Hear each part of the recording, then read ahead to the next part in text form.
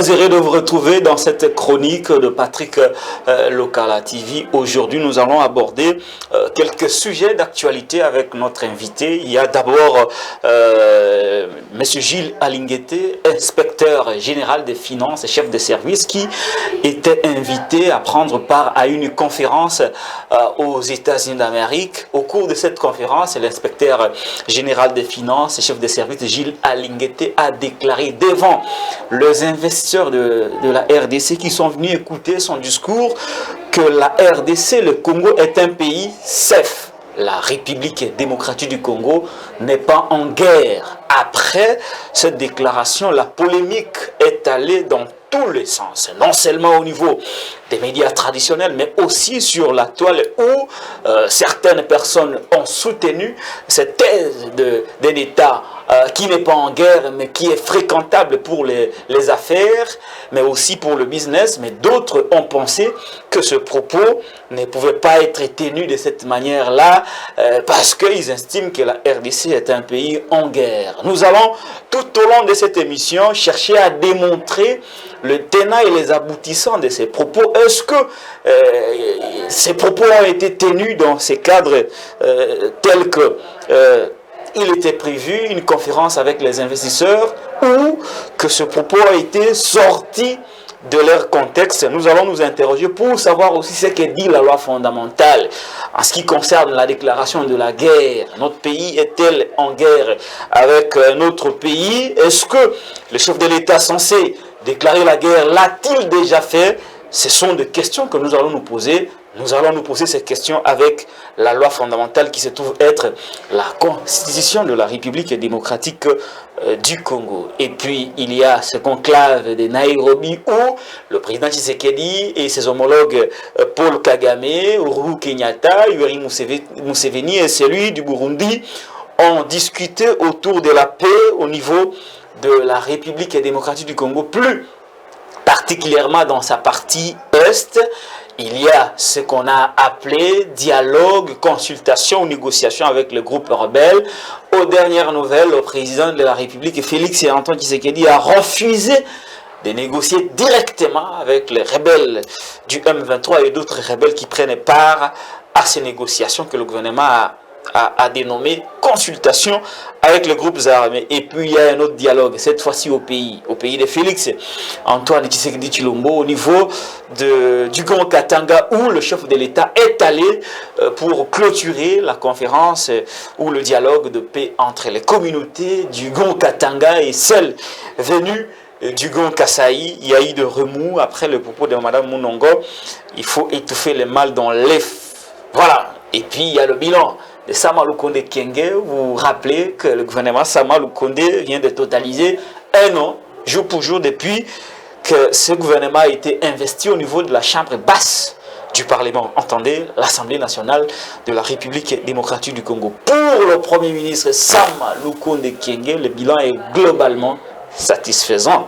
Est-ce que cela est de l'avis de celui que nous allons recevoir tout au long de cette émission? Nous recevons spécialement pour vous un communicateur senior, c'est la même qui nous a donné le goût à la jeune génération de communiquer, un analyste politique de surcroît. Il s'agit d'Harold Badibanga. C'est avec lui que nous allons analyser toutes ces questions. Harold Badibanga, bonjour et bienvenue. Bonjour, merci Patrick Lokala. Je suis dans l'obligatoriété de dire d'entrée de jeu que je suis heureux d'être ici parce que c'est la toute première occasion que vous m'offrez de passer dans ce beau studio de Patrick Lokala TV. Un présentateur, un communiqueur, un analyste coriace. Donc si vous acceptez de vous faire inviter par lui, vous devez être suffisamment rassasié. Je pense que je pourrais être à l'auteur. Très bien, merci beaucoup. Communicateurs seniors, hein, c'est qui ont fait la pluie et les beaux temps à l'émission Club 50. Ils l'ont commencé, même si aujourd'hui cette émission évolue de la manière dont elle évolue. On ne va pas faire de commentaires sur l'émission de mon aîné Jean-Marie Kassamba. Il y a polémique autour de propos de Jules Alinguete, inspecteur général des finances, chef de service. Il a déclaré au cours d'une conférence avec les investisseurs, les hommes d'affaires, que la RDC, le Congo est safe. Il fait beau d'investir au Congo et que la RDC n'est pas un pays en guerre. Vous vous rappelez, il y a grande polémique au niveau des médias, des déclarations fusent de partout. Certains soutiennent cette thèse d'un État qui n'est pas en guerre, mais qui est fréquentable pour les affaires. D'autres pensent que cette déclaration n'aurait pas dû être tenue de cette manière-là. Vous, nationaliste de votre État, quelle est votre analyse par rapport à cette polémique?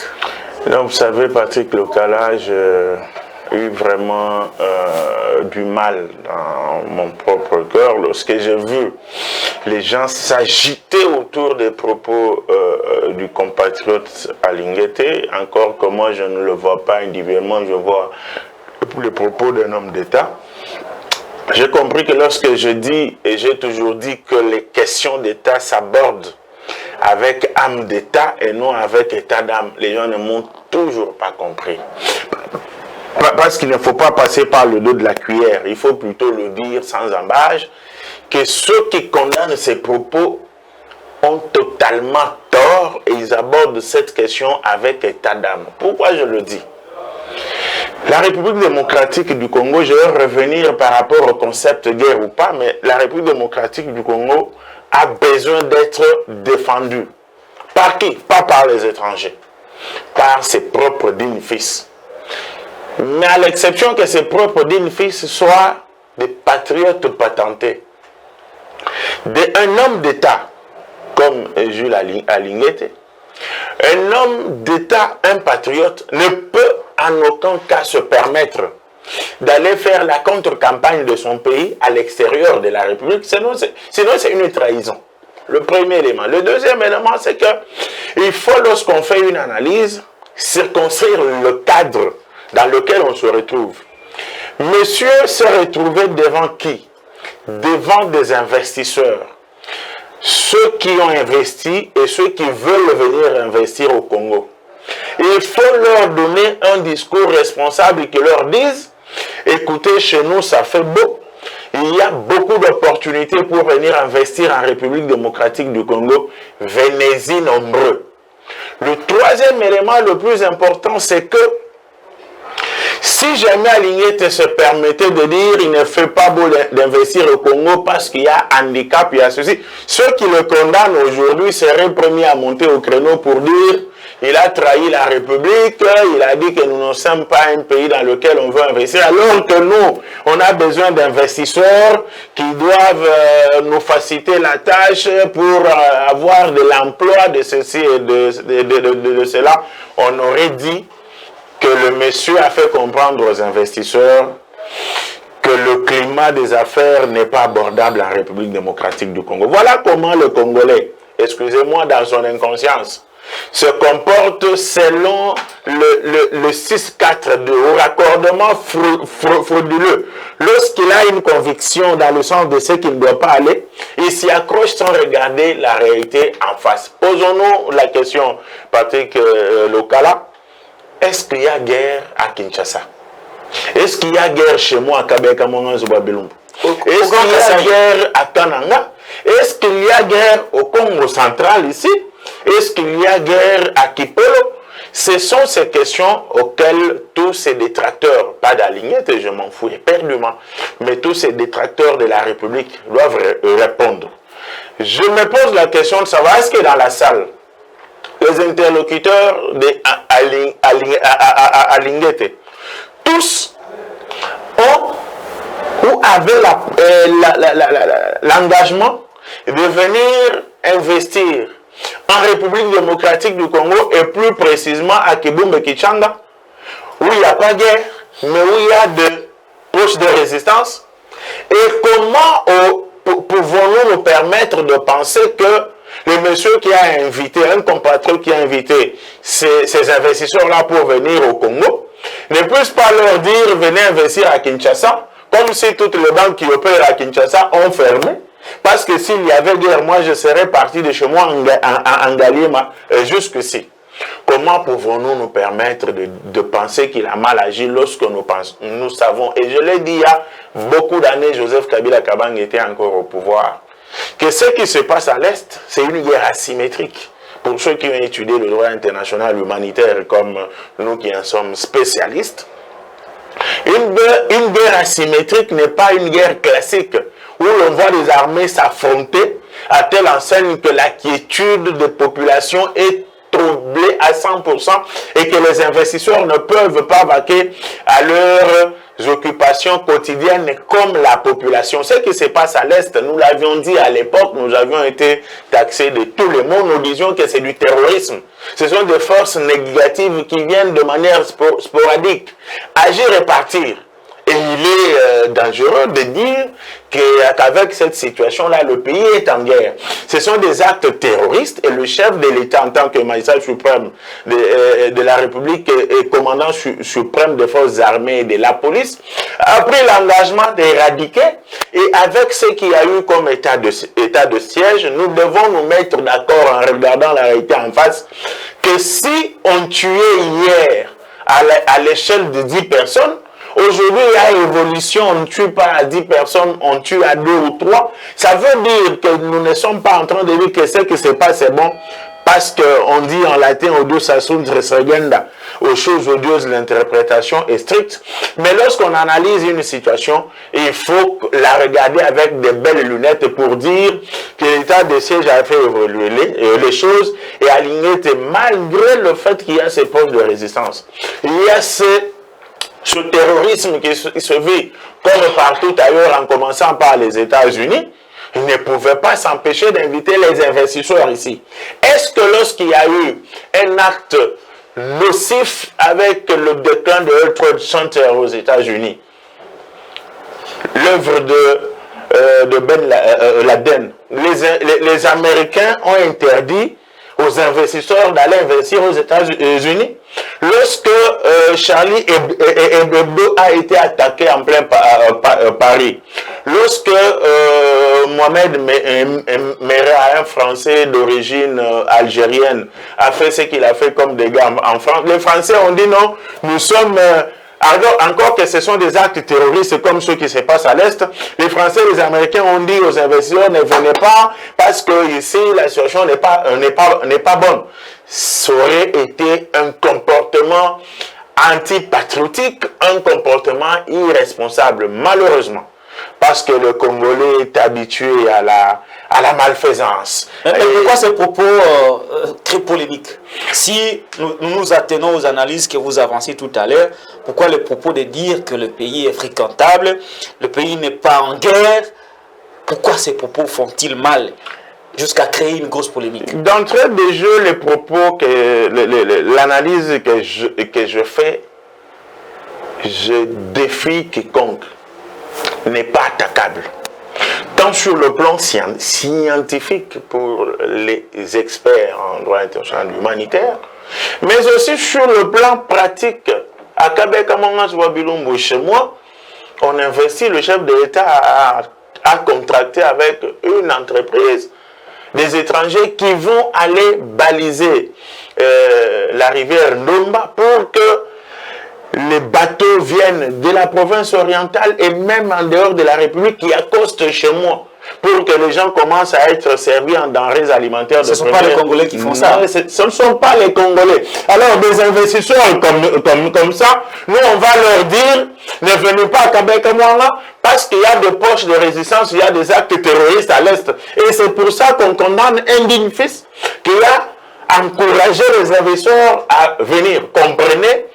J'ai donné ce petit exemple pour déboucher à la réponse que je réserve à votre question, savoir pourquoi ça crée polémique. Pour deux raisons.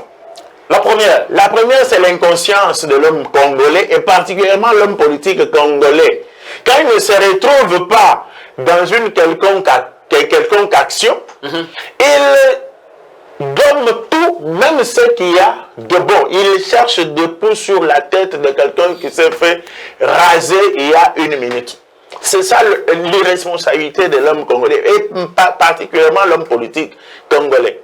La seconde raison et la plus dangereuse, c'est que, c'est un secret de polichinelle, Alignete a troublé ou trouble le sommeil de ceux qui pensent. Pas de ceux qui pensent, mais de ceux qui confondent la poche de la République, la poche plutôt du contribuable congolais, à leur poche individuelle. Quelqu'un qui sait que En ayant fait ceci, j'aurai aligné sur mon dos et demain les cours des tribunaux de la République vont me convoquer, vont m'interpeller et je cours le risque d'être condamné pour ceci ou pour cela. Ce sont ces gens-là qui, d'un côté, s'associent à l'inconscience de l'homme politique congolais pour pas interpréter mal, mais pour rendre noir ce qui est blanc. Parce qu'en âme et conscience, mon cher ami, ce n'est pas moi qui l'ai dit. C'est un adage vieux comme le monde qui dit on peut tromper tout le monde, sauf sa conscience. Est-ce que, en étant à Kinshasa, en étant à Bukavu, en étant à Goma, en étant à Kichanga, en étant à Bunagana, la vie ne se passe pas bien. Elle se passe. Malgré les postes d'insécurité, malgré le terrorisme qui se passe au Mali et ailleurs, mes compatriotes vivent. Les propos du genre, ça ne passe pas, risquent de démoraliser même ces compatriotes qui sont à l'Est, là, qui risquent de fuir le pays, aller en Ouganda, au Rwanda, au Burundi. Le paradigme de la guerre au Congo nous a beaucoup desservi. On fuit du Rwanda, parce que le Rwanda est en paix, le Ouganda est en paix, le Burundi est en paix. Quand on dit qu'il y a la guerre au Congo, automatiquement les investisseurs vont dans les pays où il y a la paix. Ils échappent, ils laissent tomber parce qu'un opérateur économique sérieux ne peut pas prendre le risque d'investir dans un pays en situation de guerre.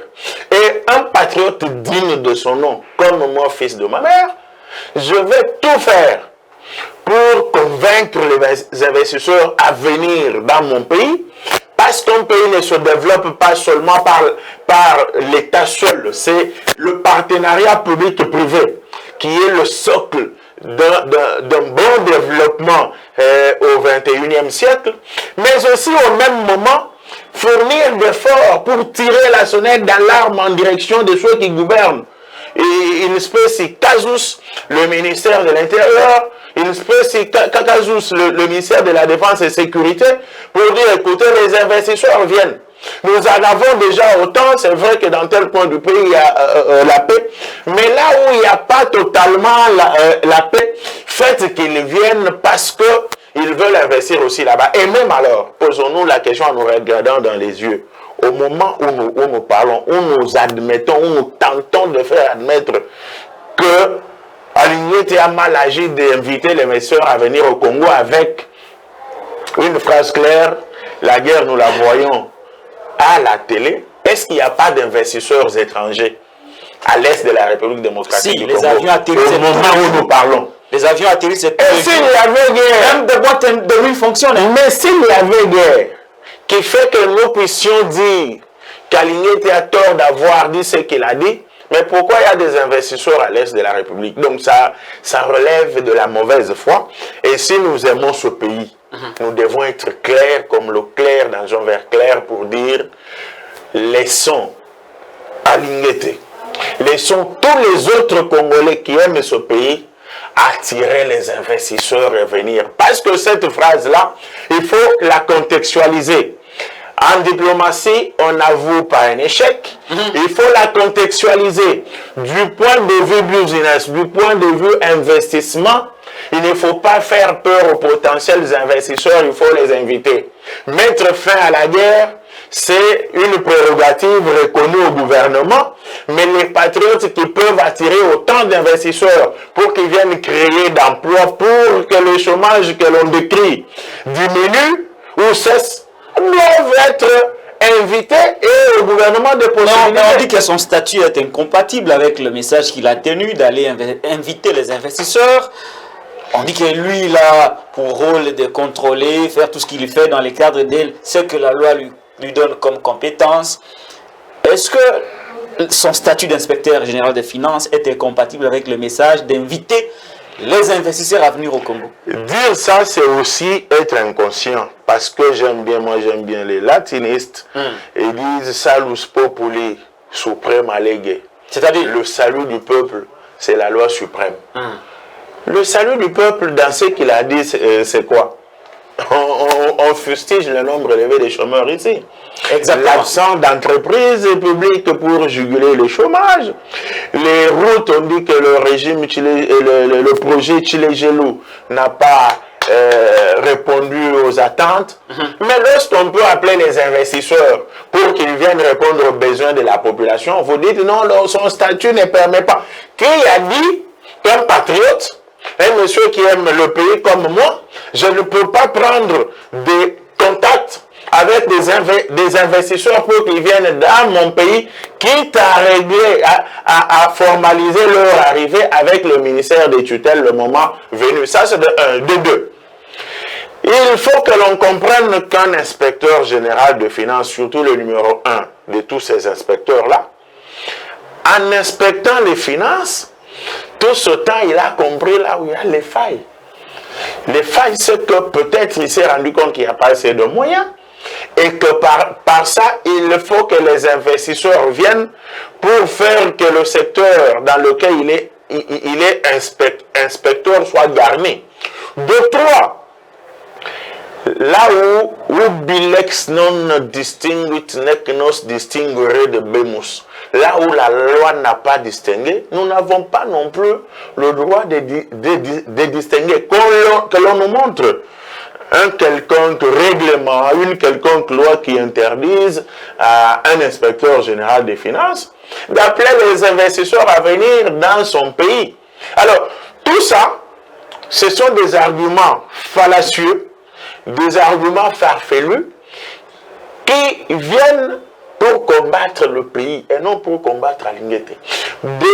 Des arguments qui viennent parce qu'on a une anguille sous roche par rapport aux réalités que je venais d'évoquer ici. Donc j'invite... Il y a les mouvements citoyens qui se sont invités dans la danse, il y a Lucha et d'autres mouvements citoyens. Même les ballets anti-citoyens. Qui sont dans la cadence, comme pour condamner ces mouvements citoyens qui étaient hier. Non, écoutez, je suis désolé. Ils sont remontés contre les propos de Gilles Alingueté. Non, écoutez, vous n'avez pas posé la question, mais je comprends que vous voulez en venir. Ce sont des questions comme ça qui m'énervent. De manière positive, parce que moi, je suis un patriote. Dans un pays qui se respecte, nous ne pouvons pas donner une place prépondérante à ces aventuriers-là.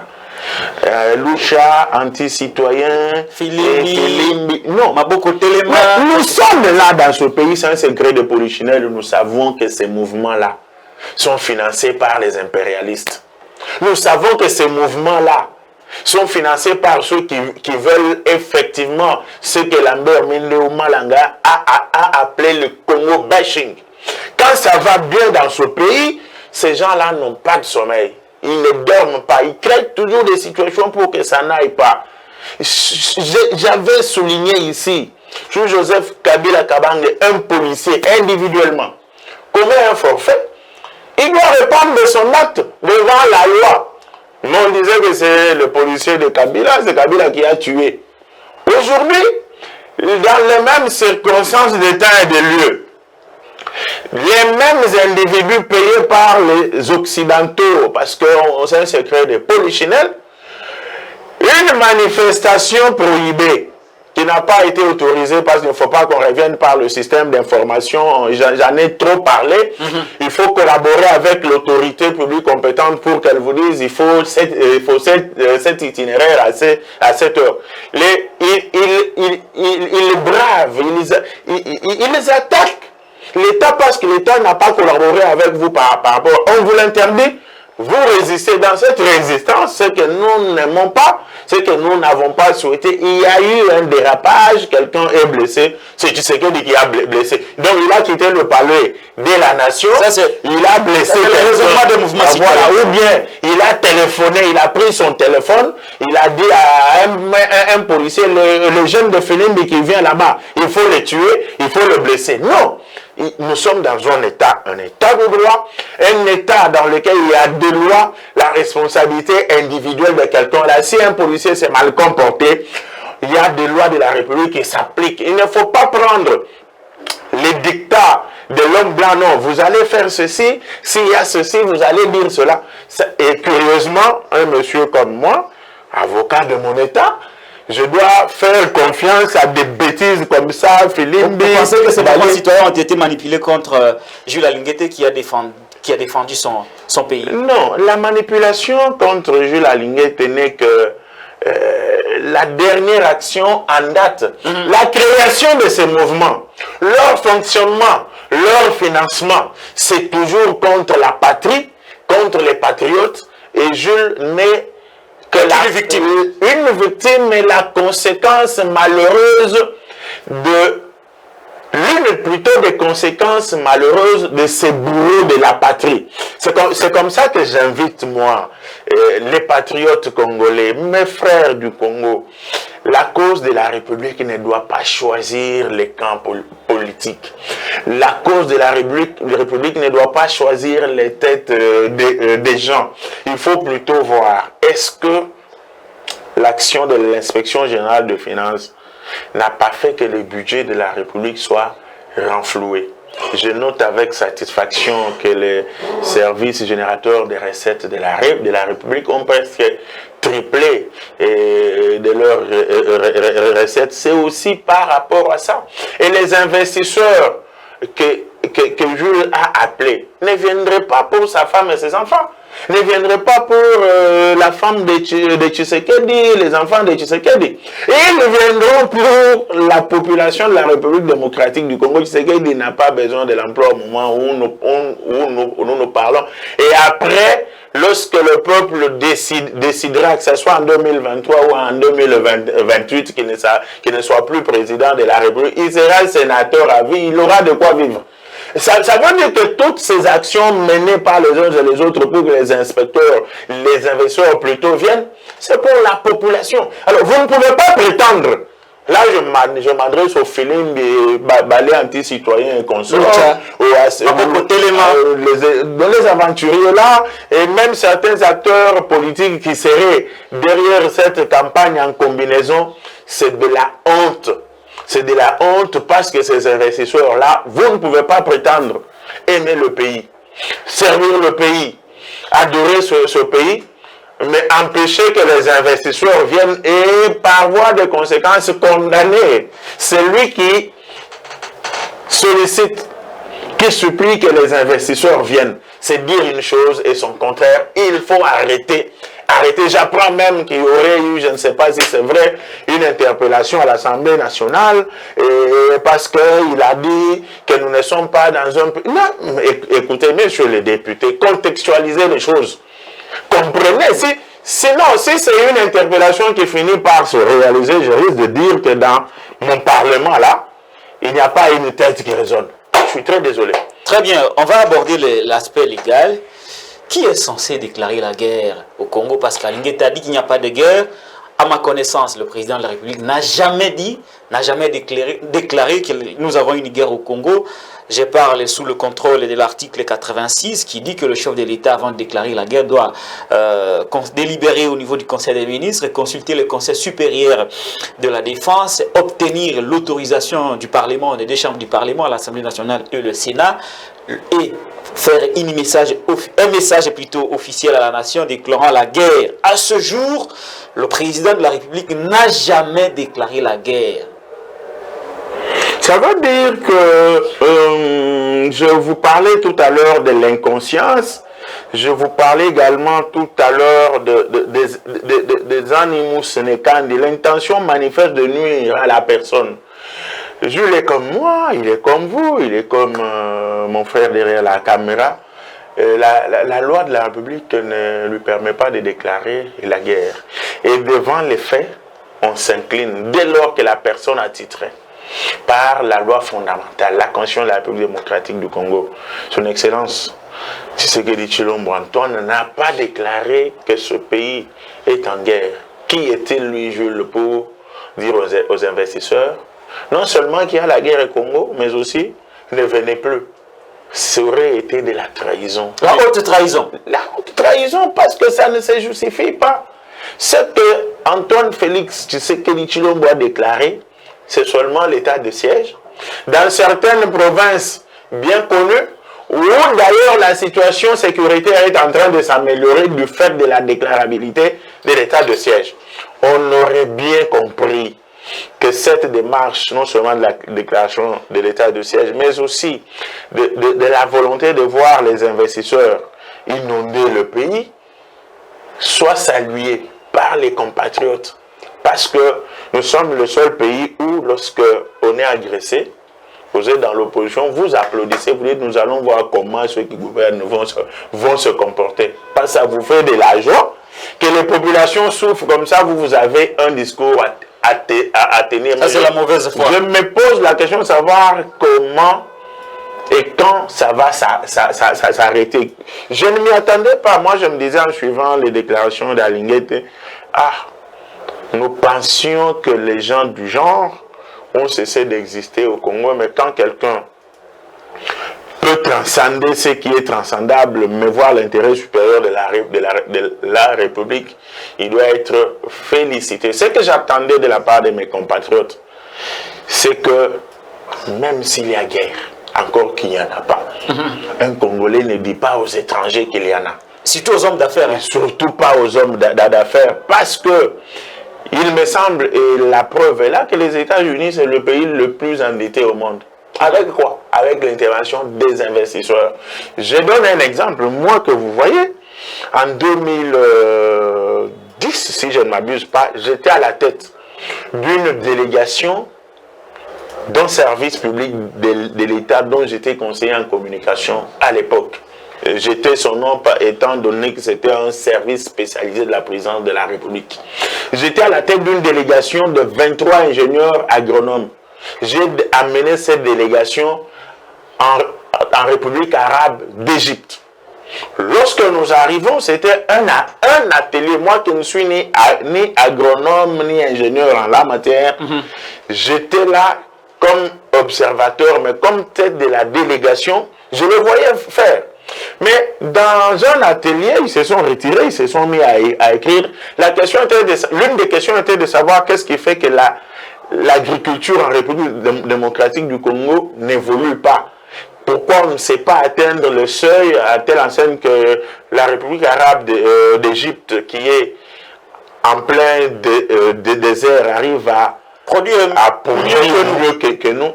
La toute première réponse qui m'avait bailli, qui m'avait berlué, qui m'avait estomaqué, qui m'avait ankylosé, c'est l'absence de la volonté politique. J'ai sursauté, j'ai dit enlevez-moi ça. Et si vous êtes les ambassadeurs de la République démocratique du Congo, vous ne pouvez pas faire de l'autodestruction pragmatique. Accusez votre propre État. L'État vous a envoyé ici pour le défendre. S'il y a des choses qui ne marchent pas, vous allez les régler chez vous en disant à vos dirigeants, non, vous devez arranger. Mais vous venez ici dire aux Égyptiens que si l'agriculture ne marche pas dans notre pays, c'est à cause de la volonté. Donc les gens auraient voulu que, même si je l'ai démontré ici qu'il n'y a pas de guerre, vous avez évoqué, le chef de l'État ne l'a pas déclaré, mais aussi il y a des provinces dans la République démocratique du Congo où le terrorisme qui sévit à l'Est là, ne sévit jamais, n'a jamais vécu, encore qu'à l'Est il y a des opérateurs économiques qui opèrent. À Linguete, même si la situation était pire que celle qu'il y a ici, n'avait pas le droit, en tant que Congolais, patriote, nationaliste, je l'espère bien, mais au regard de ce qu'il a dit, je suis tenté de conclure qu'il l'est. Il n'avait pas le droit de dire aux investisseurs qu'il y a la guerre chez nous, ne venez pas investir. Lui demander de dire le contraire de ce qu'il a dit et le condamner relève de la démonologie. La démonologie qui fait quoi? La démonologie, c'est-à-dire une science qui étudie, qui pratique le démon. La satanéité. Très bien. On va finir par cette question. Si c'était Martin Fayoulou, Matata Ponyo Mapon, Augustin, Adolphe Mouzitou, Moïse Katumbi, Tony Mwaba et les autres, Vital Kamerhe, à la place de Gilles Alinguete, est-ce qu'ils auraient dit qu'il y a la guerre au Congo? Je ne veux pas aller dans des prophéties, mais je pense que tous ceux dont vous avez cité les noms là sont des hommes d'État aujourd'hui et qui ne pouvaient pas aller outre le contenu de la Constitution pour dire ce que le chef de l'État n'a pas dit. Et personne ne pouvait pas les condamner d'avoir dit ce qu'Alingete a dit aujourd'hui aux investisseurs de venir au Congo investir. Mais lorsque je me rends compte on réveille tous les démons du monde tout simplement parce que c'est Alingete qui l'a dit, je comprends, comme je l'ai dit tout à l'heure, il y a Anguille sous roche. C'est comme ça que je rejoins le professeur Mabi Kalanda qui a parlé de la remise en question. Dans tout ce que nous disons et faisons, nous devons nous remettre en question. Est-ce que je suis dans le bon? Est-ce que la patrie pour laquelle je suis censé travailler se retrouve dans mon dire et dans mon faire? Après moi, les générations à venir vont se retrouver dans ce que je dis. Tel que je passe dans cette émission, jusqu'à ce que je mourrai, il y aura possibilité que mon fils Harold Junior ait accès à cette émission. Il ne faudra pas qu'il ait honte un jour. Mon père était un bourrique, mon père défendait l'indéfendable, mais je me bats pour qu'un jour, de mon vivant ou quand je ne serai plus, qu'il soit fier de son père que je suis par rapport à l'amour. Les nationalistes, les patriotes. Les intérêts mesquins, c'est tout ce que vous voyez embrouiller les gens. On va finir par cette question par rapport à ce sujet, Harold Badiba. On ne va pas consacrer toute une émission au propos de Jules Alingete. Mais pourtant, il y a des compatriotes qui ont demandé sa démission, malgré le fait que la cellule de communication de l'IGF a fait un communiqué pour regretter le fait que les propos ont été malencontreusement désorientés et que l'IGF regrettait le fait que des gens mal intentionnés ont pu le faire. Il y a des compatriotes qui vont jusqu'à demander sa démission et demander même au chef de l'État, parfois avec impolitesse,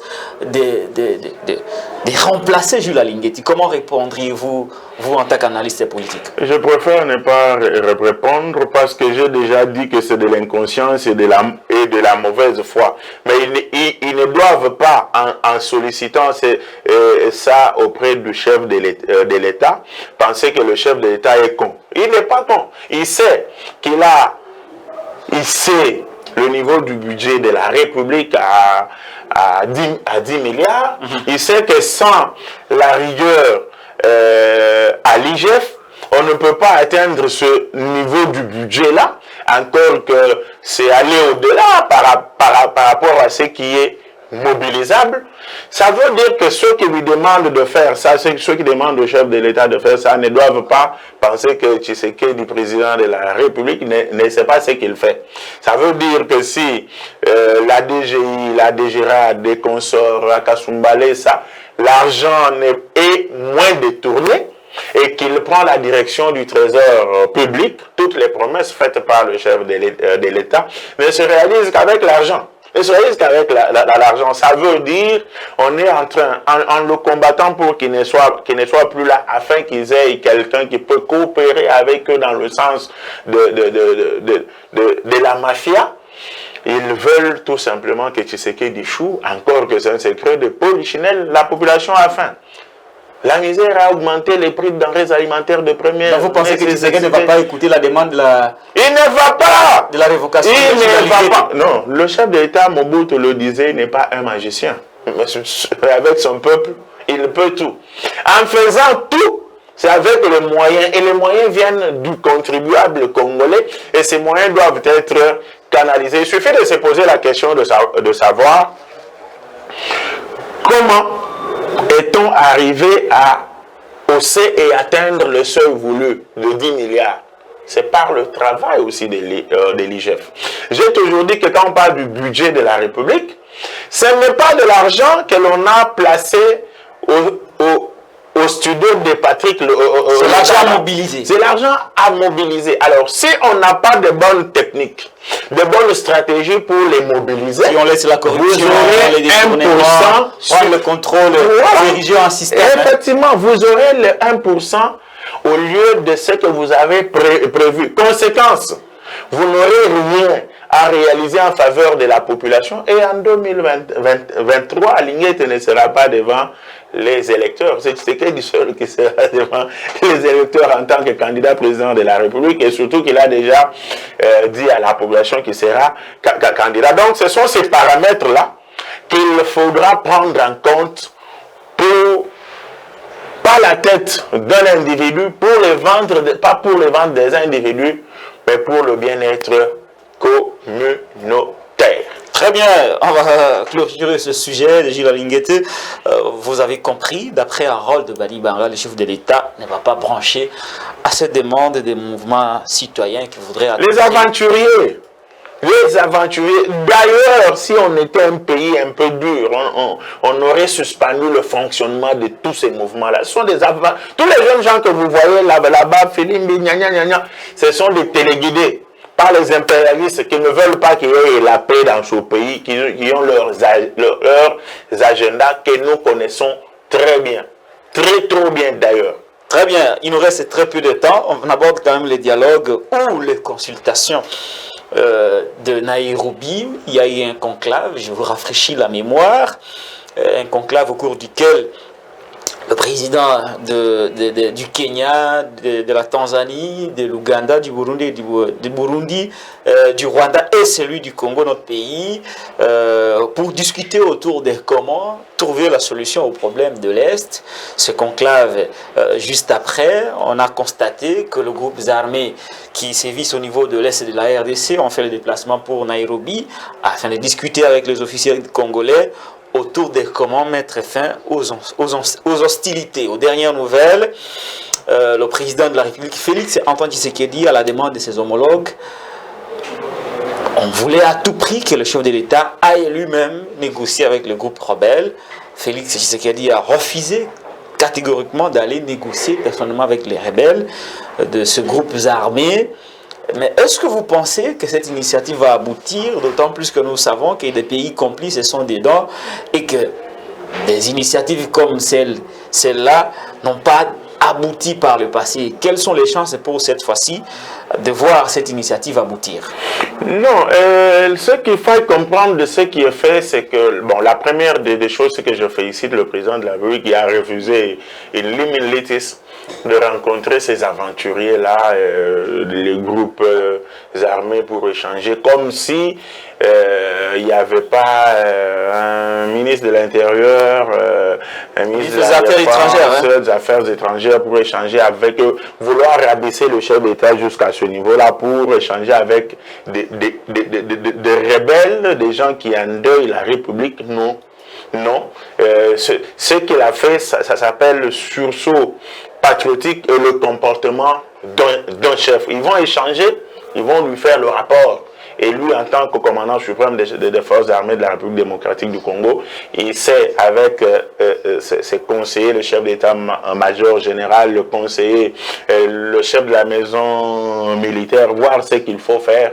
Là, coup de chapeau. Mais pour revenir à ce... Les chances d'aboutir. À ce sommet-là, qu'il aboutisse, qu'il n'aboutisse pas, moi je ne vois rien dedans. Ce qui est de positif dans cette affaire, c'est le côté diplomatique pour prendre la communauté internationale à témoin.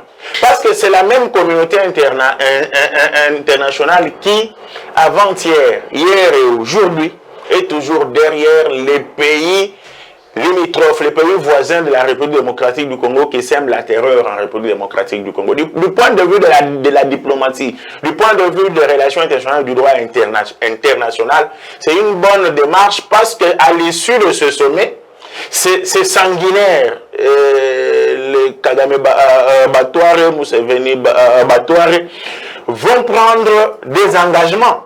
Et ces engagements... jamais respectés par le passé. Voilà, mais j'en ai fois de Paul Kagame est connu. Ça sera des énièmes engagements que nous allons leur opposer un jour.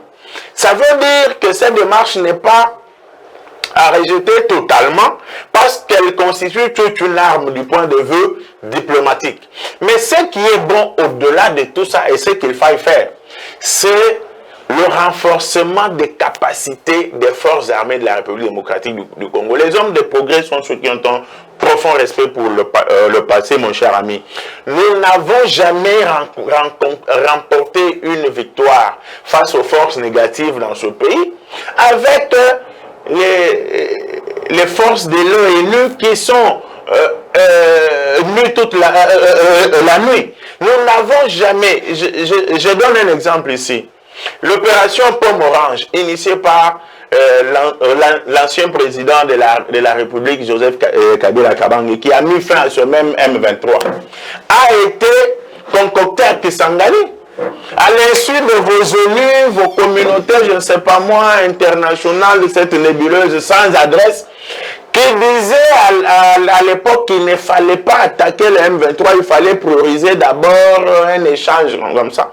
Et qui avait pris même l'engagement de ne pas appuyer les FRDC. Lorsque l'opération Pomme Orange est lancée et que les forces négatives sur le lieu, notamment le M23 qui a été défait, ont perdu totalement du terrain, c'est comme ça que par honte, cette communauté a envoyé des troupes qui, on le sait bien sans secret, des polichinelles étaient en train de piller les minerais à l'est de la République démocratique du Congo. Ça veut dire que la guerre se gagne sur deux fronts. Le premier, le front diplomatique et le front militaire, les deux au même moment. Et c'est ce qu'il faut faire. Le reste, c'est de la distraction pure et simple. vous pensez que ces deux fronts sont activement mis en place pour gagner la guerre? Je me rends tout de même compte que contrairement à ce qui se faisait, cette fois-ci on a pris conscience pour mettre ces deux forces en place pour qu'on aille de l'avant. Je rappelle ici que toujours grâce à la diplomatie, la ville de Goma, prise d'assaut par le M23 à l'époque en compagnie des blindés de l'ONU, a été libérée grâce à la diplomatie. Ça veut dire que les deux fronts sont inséparables lorsqu'on fait face à une guerre. Très bien, merci beaucoup. On va prendre un autre dialogue, cette fois-ci au pays. Le président de la République est allé clôturer la table ronde de paix, de réconciliation entre les communautés du Grand Katanga et celle du Kasaï. Est-ce que vous pensez que cette initiative va finalement éteindre le feu qui était en train de s'allumer? Bon, je pense que tous les moyens sont bons pourvu que l'on arrive à atteindre le résultat. Les philosophes du langage disent que le dialogue est un agent pacificateur de conflits interhumains. On ne peut pas rester en face de quelqu'un sans lui parler. Nul n'est inutile. Et cette démarche du président de la République, compte tenu du tribalisme qui a élu domicile depuis la nuit des temps dans le chef de mes frères du Katanga, risque d'accoucher d'une souris si elle n'est pas accompagnée de mécanismes de suivi. On est allé, le chef d'État est allé, on a parlé, mais est-ce que c'est lui qui doit faire le suivi? Non, le ministre, c'est le ministre de l'Intérieur, doit prendre des choses à main pour se comporter comme un père de famille par rapport à ces communautés-là. Le peuple Luba, je suis très mal placé pour parler de ce sujet, parce que tout le monde sait que même mon sang, mes cellules, c'est la Lubaïté. Mais le Moulouba n'a jamais été tribaliste. Le Moulouba a seulement été vantard. À l'époque où en 92, on chassait les Balouba du Katanga, la communauté katangaise était suffisamment et bien implantée dans la ville de Mbujimaï. Et là, nous sommes en 92 et c'est cette communauté qui vendait ce que les Kinois appellent la mitraille. Tous les fers, les barres de fer et consorts. Et personne, vous imaginez, vous êtes en Mbujimaï, vous voyez des gens venir maigres, affamés, avec la gale, et ils vous disent, nous avons été chassés au Katanga par les frères de ceux-là. Mais ils n'ont jamais été inquiétés. Mais il faut que l'on transcende le clivage Moussouaïli, Moulouba, Moukongo, Mungala, même Werason, qui semble-t-il, selon les uns, n'a pas suffisamment étudié. Et il vous dit, Osala Moulouba, Moulouba, Moukongo, Mungala, Moussouaïli, Betona, Betona, nous sommes des frères. J'aurais bien voulu, malheureusement, la Constitution a fait ce qu'elle a fait. Il faut des élections qui font que pour être élu, il faut être de chez vous. Si nous n'avions pas ce système de gouvernement provinciaux, tout ça, on nommerait des gouverneurs, on nommerait des maires de villes, des administrateurs de territoires. Comme ça, moi, Badibanga, je pouvais être gouverneur, maire de la ville, administrateur de territoire à Bokonguikela. Je dirige mes frères au Katanga. Oui, je dirige mes frères Bangala là-bas. Je dirige mes frères Baswahili. On prend un Kingambo, on l'envoie à Kabeka Mwangazu chez moi. Il dirige ses frères-là. Cet élan tribaliste pouvait quand même arriver à diminuer. Mais comme ce n'est pas ça le cas, le tribalisme ne peut prendre fin qu'avec deux éléments importants. La prise de conscience du Congolais, qu'il comprenne qu'il est citoyen du Congo et du monde, et l'éducation citoyenne qui ne viendra jamais de Filimbi, mais qui viendra Filimbi, balai anti-citoyen,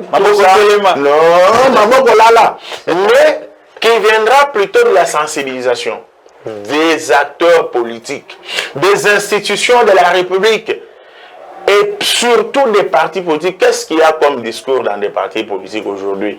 C'est toujours des histoires, mais ce qui doit être fait par rapport à ça, on ne le fait pas. Donc c'est une occasion pour nous de dire, ça doit cesser, et pour que ça cesse, il faut limiter, arrêter la discrimination dans nos cœurs, dans nos comportements. Et je veux vous faire rire, mais c'est sérieux, même dans la loi électorale qui garantit implicitement cette discrimination en faisant que les premiers suppléants des candidats soient leurs épouses, leurs mères, leurs enfants. On est en train de se battre pour changer ça au niveau... Ça ne passera pas. Nous allons nous battre pour ça. Très bien, très bien. Merci beaucoup. On va prendre les derniers sujets. Harold Badibanga, le bilan de Sama Lukonde est globalement satisfaisant. Bon, écoutez... Pour vous, il est comment, le bilan? Écoutez, c'est pédagogique. Moi, praticien de droit, je sais que quand quelqu'un est interpellé, est accusé, un prévenu, même mentir est un droit. Même mentir. Mentir est un droit pour un justiciable qui est accusé. Monsieur, vous avez tué. Même si le juge sait, même s'il sait que le juge sait qu'il a tué, il a le droit de mentir. Sinon, si le mensonge n'était pas un droit pour un prévenu, on aurait condamné des gens dans des cours et tribunaux. Et pour les infractions pour lesquelles ils sont interpellés, mais aussi pour le mensonge devant les magistrats instructeurs, les mensonges devant les juges. Ça veut dire quoi? Qu'est-ce qu'on attendait de Sama Lukonde? C'est de dire que c'est globalement bien satisfaisant pour amener le chef de l'État à le garder et non à le virer. Vous pensez que son bilan est comment? Non, moi je ne parle pas de 3 sur 10 ou 8 sur 10. Je parle des faits. Parce qu'il n'y a que devant les faits que l'on... Bon, donnez-nous quelques faits qui vont nous permettre à comprendre que le bilan est soit satisfaisant. La flambée, je me limite qu'à ça. La flambée des prix des denrées alimentaires de première nécessité sur le marché. Même celui qui a des moyens, un ministre, le président de la République lui-même, les autres font face à cette réalité parce que même s'ils ont des moyens, ils ont plus de demandes de membres de famille. Ne dites pas à la dame qui vend de la braise à Kitokimosi que là où elle achetait la braise, un sac de braise à 25 000 francs, elle achète ce même sac de braise à 40 000. Père de famille, je faisais acheter un sac de farine de semoule que je consomme bien à la main libre. On est bien la semoule. Hein? Mais je suis à Moulouba, je ne mange que ça. De Kabea Mwanga. Donc, un sac de farine que l'on faisait acheter à 35 000, 40 000, maintenant c'est dans des 60. le social, c'est ça. Lorsqu'on n'a pas résolu le problème du social, on ne peut pas se bomber la poitrine pour dire qu'on a bien travaillé. C'est comme ça qu'il faut, aux antipodes de tout ça, comprendre que ce que Sama Lukonde a raté de faire, c'est de dire oui, il y a eu des efforts qui ont été fournis. Malheureusement, pas par lui, par le chef de l'État. En ayant fait ça, mais nous ne sommes pas encore arrivés au résultat escompté pour vous donner de l'eau potable, pour vous donner à manger comme vous le voulez bien. Et in fine, s'excuser, demander pardon au souverain primaire, promettant faire mieux par rapport aux indicateurs qui sont ouverts par rapport à ça. Mais dire que globalement, nous avons satisfait, non, ça c'est vrai qu'il y a des ministres dans certains secteurs où je vois qu'il y a une volonté manifeste de mieux faire et qui se sont battus pour que l'on en arrive là. Mais lorsque vous prenez un seul ministre, un seul membre du gouvernement, c'est même l'exemple que je donne pour le chef de l'État, il est comme Lionel Messi dans une équipe de Barcelone que Coman avait laissé. Il est seul, il ne peut pas faire à côté des maillons faibles. Et c'est ça la réalité. Quand Xavi est venu, il a pris de bons joueurs, de bons maillons. C'est comme ça que l'équipe de Barcelone a retrouvé son niveau. C'est ça qu'il faille faire. Donc, Félix Tshisekedi, comme Lionel Messi, entouré de plusieurs maillons faibles. Je peux même dire 90. Ça veut dire du moment qu'on a ces mêmes gens, ne voit pas. Mais s'il ne peut pas voir, nous sommes là pour lui montrer et c'est ce que nous faisons. Je ne peux pas accepter que Tshisekedi, qui a promis, qui montre la volonté de faire ceci, ait un conseiller qui va détourner de l'argent en Mbujimaï pour Tshilogelo, qui est censé servir la population de Mbujimaï. Aujourd'hui, au stade Tata Raphaël, on a chassé les mamans qui vendaient ce qu'elles pouvaient vendre pour nourrir leur famille pour un projet. Et ce projet-là, on a creusé, on a mis des tonnes, on apprend que l'argent aurait été détourné. Et vous voulez dire que le chef d'État est bien entouré? Vous voulez dire qu'Alignette n'ouvre pas l'œil le bon? Les investisseurs qu'ils cherchent là, c'est pour venir corriger des histoires comme celle-là. Et voilà. De votre point de vue, vous pensez que Sam doit rester Premier ministre ou doit démissionner?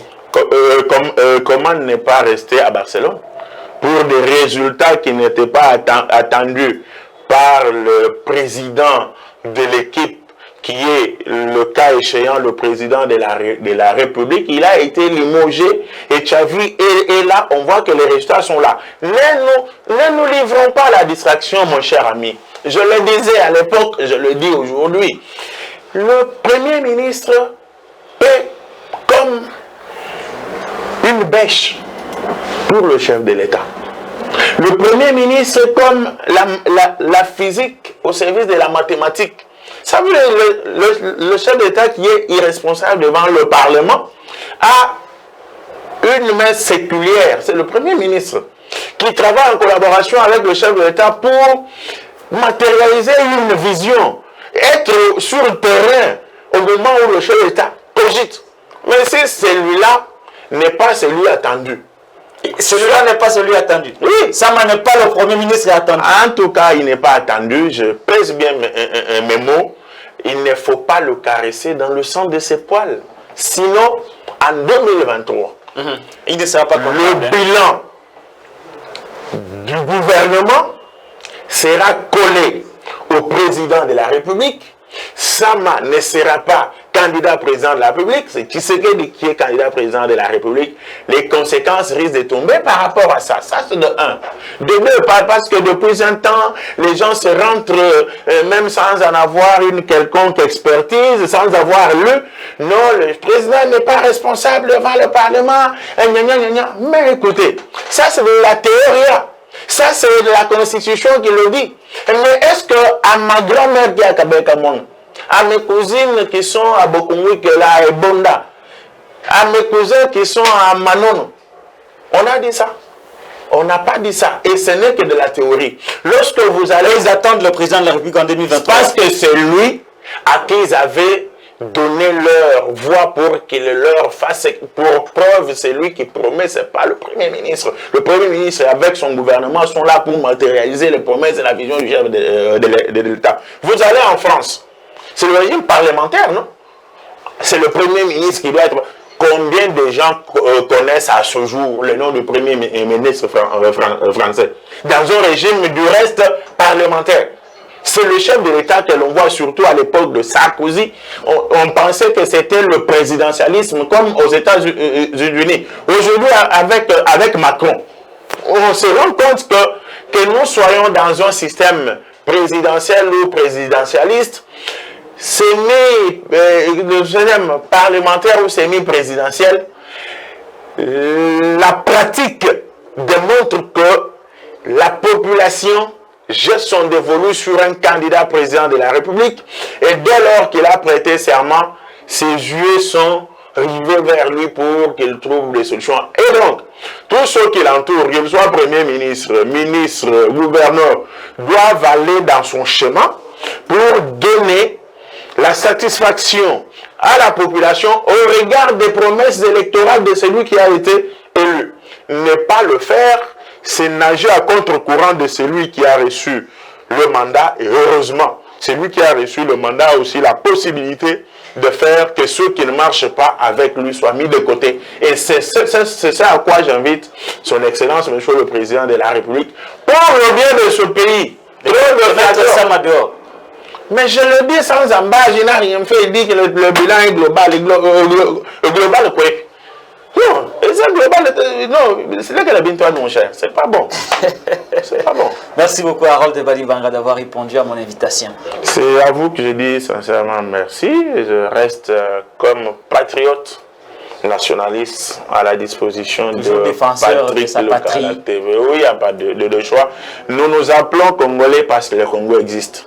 Si les Kagame Babatoires avec leurs amis étrangers en Europe et aux États-Unis viennent nous ravir ce pays, nous ne serons plus des Congolais. Donc ce qu'il y a de très précieux à défendre, c'est ce pays et rien d'autre. Nos querelles là, elles peuvent arriver, nous sommes en famille, un jour, nous finirons par nous entendre, mais d'abord, le Congo en premier, en deuxième, en troisième et ad vitam aeternam, toujours le Congo. Merci beaucoup. On est à la fin. Si vous avez apprécié, merci de nous avoir suivis.